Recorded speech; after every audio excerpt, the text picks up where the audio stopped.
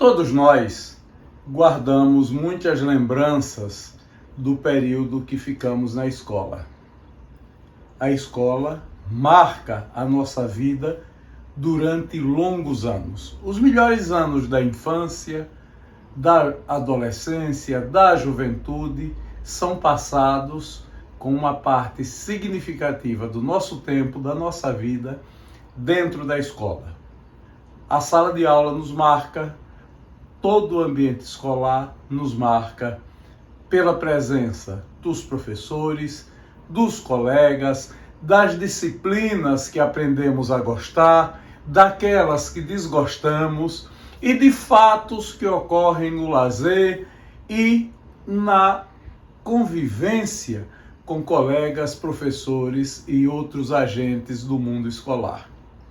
Neste vídeo de memórias, o jornalista Carlos Batalha nos fala sobre a sua vida nas escolas de Salvador, onde nasceu, onde passou a infância, onde passou a adolescência, onde frequentou a escola de primeiras letras, onde fez o ensino primário, o ensino ginasial e o ensino de segundo grau até ingressar no ensino superior.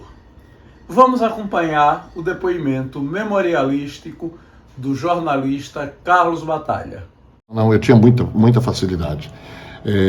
Embora não fosse aluno CDF, como a gente chamava, né? Você como professor sabe muito bem. Eu estudava para passar, né? E eu tinha como costume, assim, por exemplo, no primeiro semestre, relaxava, aí vinha as férias de junho, né?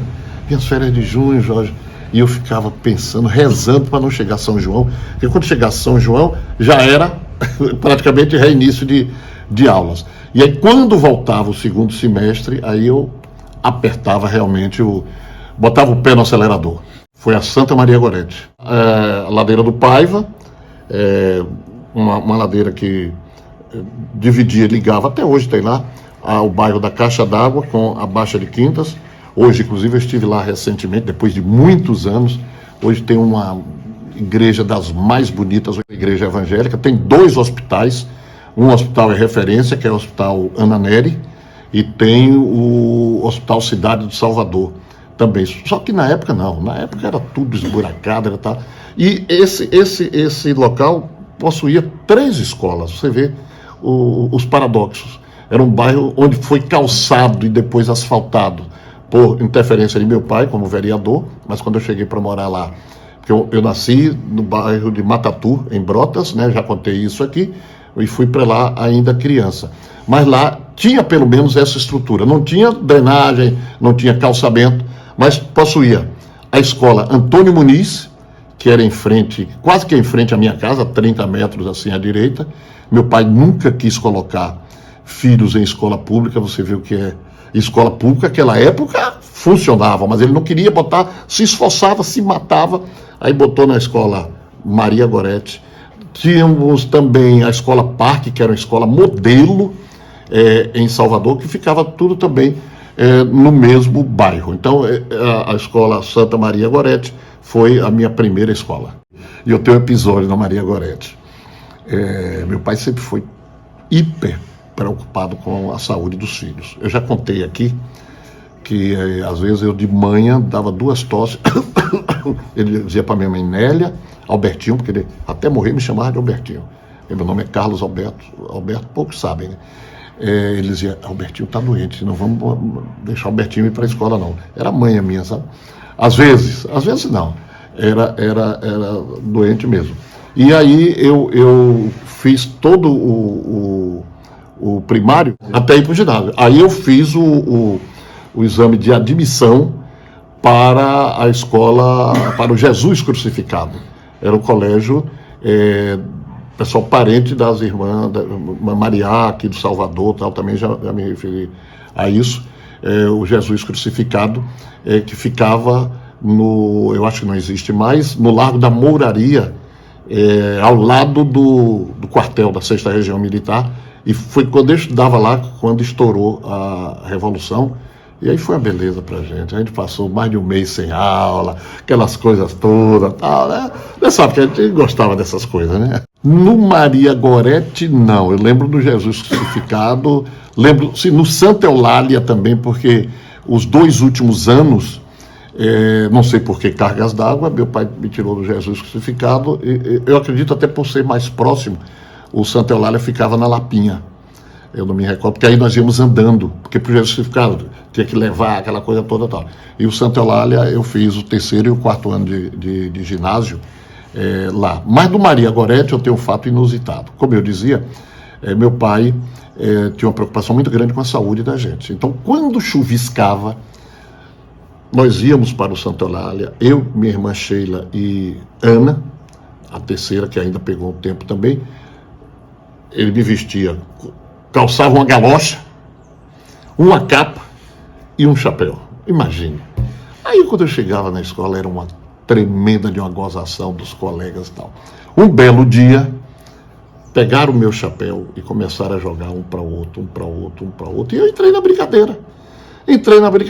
Olha o meu azar. Em toda a sala tinha uma imagem belíssima da Santa Maria Gorete. Eu jogo o chapéu. Quando eu jogo o chapéu, bate na Santa, a Santa cai de cabeça e quebrou, espedaçou. Meu amigo, eu não preciso dizer a você o número de bolos que eu tomei, não, porque até já perdi as contas. Então, esse é o fato que me marcou lá na Maria Gorete.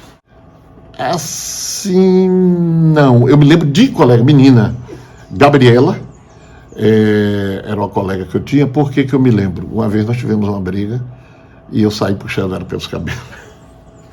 Pelos cabelos, e a mãe dela, que por coincidência depois, uma irmã minha, a Sheila, terminou casando com o primo dela, o Jorge, meu cunhado, um dos meus cunhados queridos, e aí foi dizer lá em casa, meu amigo, aí o couro comeu, a surra, pegou mesmo. Então, eu me lembro mais por esse fato do que tinha uma também que eu sonhava em ser minha primeira namorada, Darlene, essa também eu me lembro o nome, e só.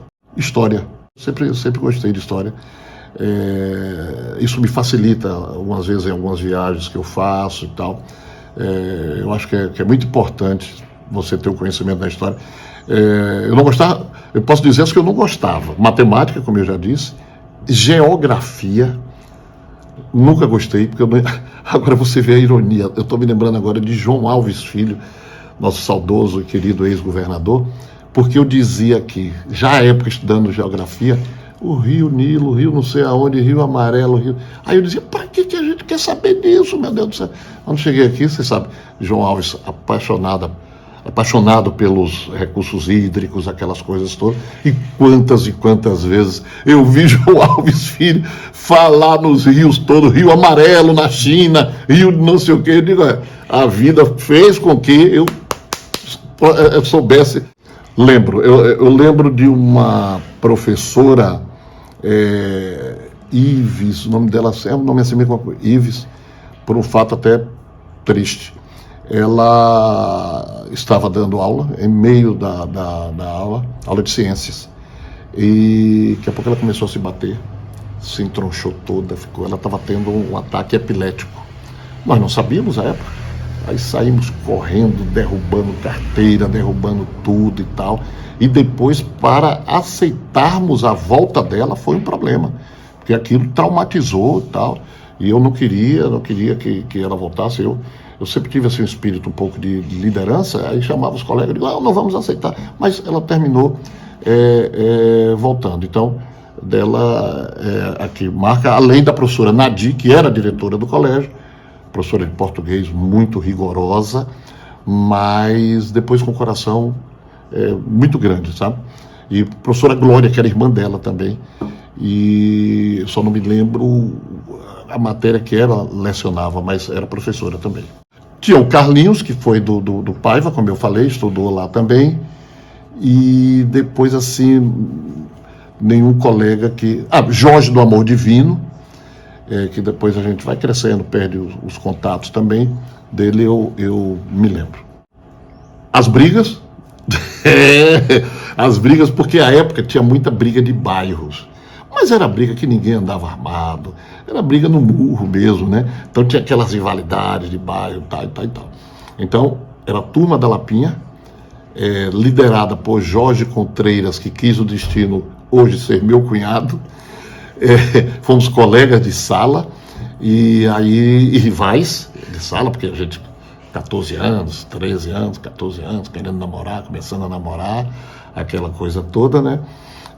Joíria, que quis o destino viesse a ser mãe de meu outro cunhado, Miguel, que é engenheiro, Jorge é arquiteto, Miguel é engenheiro, e eu me lembro uma particularidade muito interessante.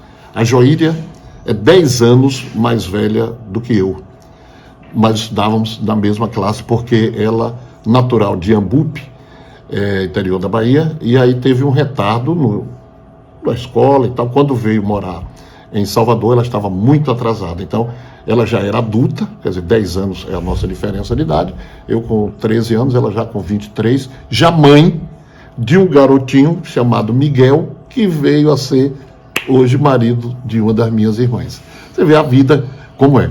E a Joíria, até hoje, estivemos agora no Natal, batemos um longo papo, né, matando as saudades, aquela coisa toda. E a Joíria, ela era, até mesmo pela idade, ela era estudiosa e era muito rigorosa, e a classe detestava ela, sabe?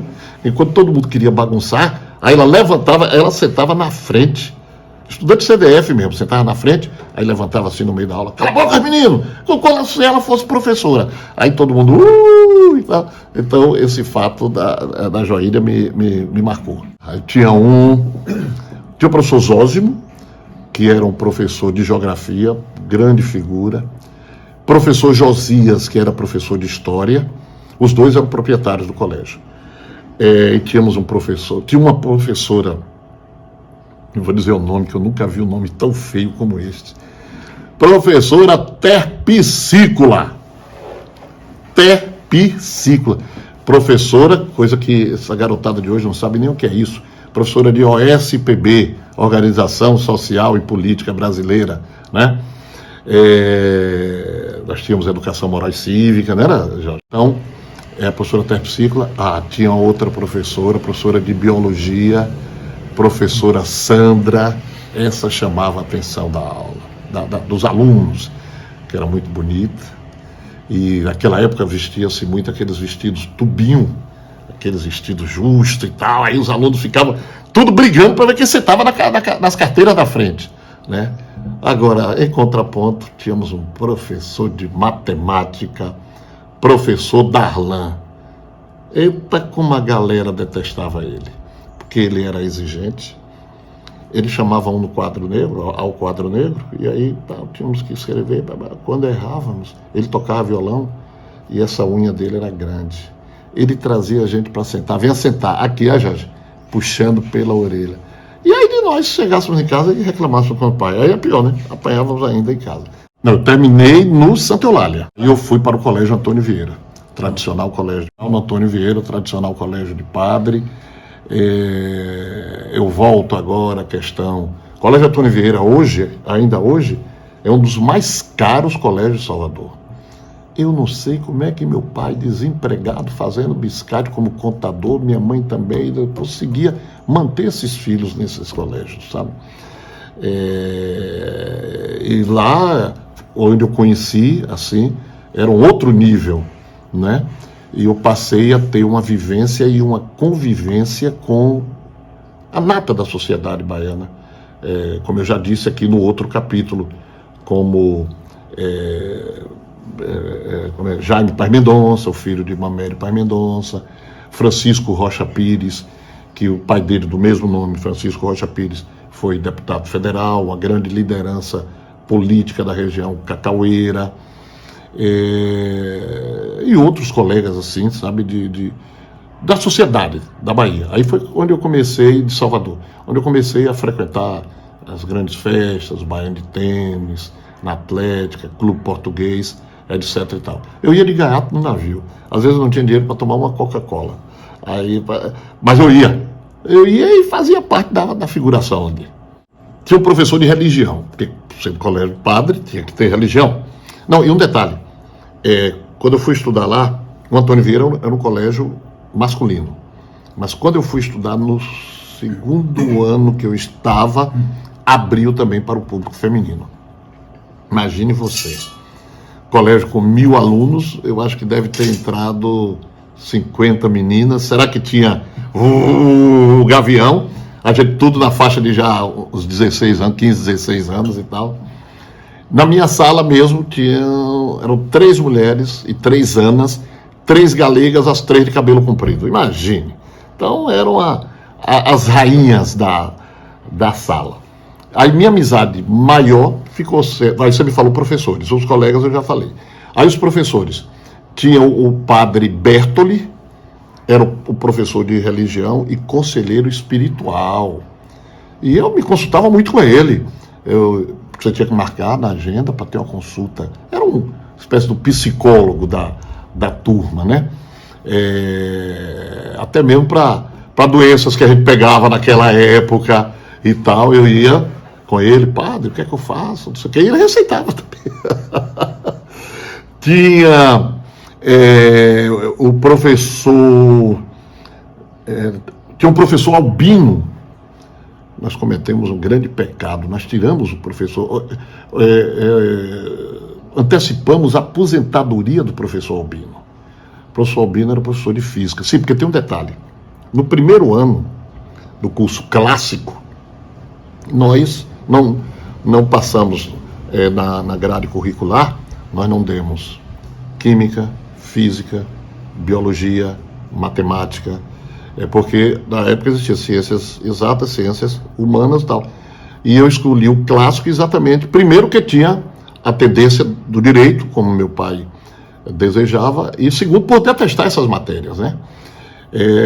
Só que no segundo ano, o colégio tomou a atitude de abrir para as meninas e também unificar os cursos, colocando. Aí acabou o clássico científico, passou a ser os colegial, né? Então nós tivemos que dar, em um ano que não havíamos, e pegamos alguns professores, o professor Albino foi um desses. O professor Albino já devia ter uns 70 anos aproximadamente, intransigente, magro, alto, esquelético. Me lembro que quando ele entrava na sala de aula, era todo logo cheio de exigência, não admitia um pio na sala de aula, com um guarda-pó, um avental branco, todo pá. Meu irmão, a turma era só 0, 1, porque muito tirava as meninas, tirava 3, 4, aí ele botava para chegar. Aí um dia no intervalo, já foi para a última semana de aula do primeiro semestre, nos reunimos, e disse, assim tinha um aluno, um colega, Eider, advogado hoje na Bahia, muito inteligente, e ele também era um líderzinho danado. E o Eider dizia, vamos... O Colégio Antônio Vieira, não sei se vocês sabem, em Salvador, no Lago do Garcia, ele que é igreja, né? E é uma espécie de um sítio, né? Cheio de árvores, me lembro bem de cajarana, manga. Rapaz, um belo dia, o professor Albino tinha uma aula após o recreio, 3h30 da tarde, 4 horas. Não é que o Eider fez com que a gente enchesse o bolso de cajarana e manga e fomos para a sala de aula. Fomos para a sala de aula, não para atingir o professor, mas quando ele dava as costas, aí um chegava com a manga na parede. Pum! Meu irmão, ele saiu da sala de aula. A sala toda pegou 3 dias de suspensão. Quem fez e quem não fez, 3 dias de suspensão. Mas aí nós dissemos que não voltaríamos no segundo semestre com o professor Albino, e aí o colégio, ou antecipou, sei lá, eu sei que ele se aposentou e não voltou mais para o segundo semestre. Eu tive um outro professor também, professor de sociologia, Ebert, parece o nome dele, e ele, um dia nós começamos a discutir na sala de aula. Aí ele olhou para mim, Jorge, e disse assim, eu não vou discutir com o imberbe. Aí eu digo, me respeite, o senhor está xingando. Eu sabia lá que imberbe era uma pessoa sem barba, eu não sabia, eu achei que ele estava me xingando. Aí Foi uma discussão tremenda, mas era um tempo maravilhoso. Quando a gente formava, como eu já disse aqui em outro capítulo, a gente formava grupos, né? Vamos estudar na casa de fulano, estudar na casa de Beltrano, estudar... Pô, e principalmente o Vieira, que nos proporcionava as participações em Jogos da Primavera, né? Lá em Salvador era Olimpíadas da Primavera, e participações em competições, do Vieira, inclusive do Vieira e dos Maristas, que ficava do outro lado do Garcia, da Leovigildo Filgueiras, surgiram grandes craques de futebol da Bahia, entendeu? Então, foi uma época que dá saudade.